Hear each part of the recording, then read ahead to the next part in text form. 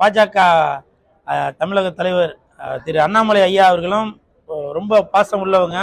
தயவு செஞ்சு நீங்கள் அது இதுன்னு எதுவும் சொல்லி எங்களோட நட்பை பிரிச்சிடாதீங்க, சரிங்களா? இது உலகத்துக்கே தெரியும்.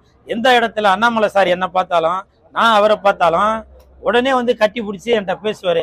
அப்படி ஒரு பாசம் உள்ளவர் அண்ணாமலை சார். நீங்கள் உங்களுடைய போதைக்கு என்ன ஊறுகாய் ஆக்கிறாங்க தயவு செஞ்சு. அப்படி உங்களுக்கு அரசியல்ல அவர் கூட மோதணும் அப்படின்னு நினைச்சிருந்தாங்க, நீங்க நேரடியா மோதுங்க, சரிங்களா? என்னைய வச்சு தயவு செஞ்சு பகடக்காயா பயன்படுத்தாதீங்க, புரியுதுங்களா? அவர் மலை அண்ணாமலை, ஆனா நானு கூல், சாதாரண கூல், அவ்வளவுதான். அவர் மலை அண்ணாமலை சாதாரண கூல், அவ்வளவுதான்.